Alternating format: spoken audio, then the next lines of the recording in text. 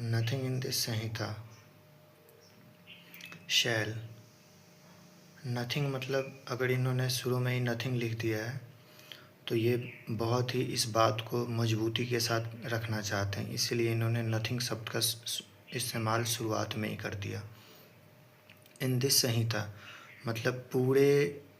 इस पूरे कानून में, शुरू से लेके अंत तक ये जो कानून है, इस पूरे कानून में, इन दिस संहिता मतलब इस पूरे संहिता में, इन दिस संहिता शैल मतलब ये अपनी बात को 100% रखना चाहते हैं और अपनी बात को बिल्कुल नहीं बदलेंगे। शैल शब्द का यहाँ ये मतलब होता है। Nothing in this Samhita shall affect का मतलब होता है कि प्रभावित नहीं करेगा, उसमें कोई बदलाव नहीं लाएगा। अफेक्ट शब्द का यह मतलब होता है किसी को मतलब प्रभावित करना या बदलाव लाना। तो nothing in this Samhita shall affect, तो नथिंग है तो कुछ भी नहीं, इस संहिता का कुछ भी, nothing in this Samhita shall affect,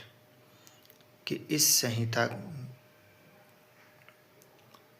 में जो कुछ भी है, nothing in this sanhita, nothing in this sanhita, इस संहिता में जो है वो कुछ भी, सारा का सारा, नथिंग शैल अफेक्ट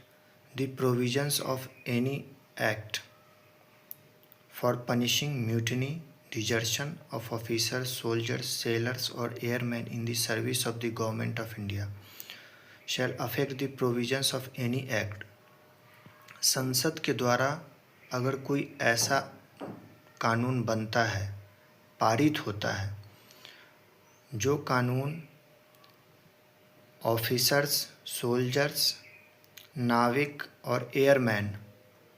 जो भारत सरकार की सेवा में काम कर रहे हैं, भारत सरकार की सेवा में हैं, उनके द्वारा अगर विद्रोह किया जाता है या सरकार के खिलाफ वो लोग जाते हैं,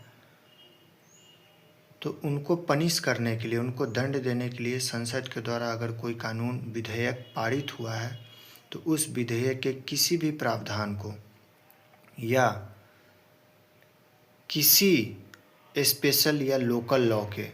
किसी भी प्रावधान को ये संहिता में कुछ भी जो है वो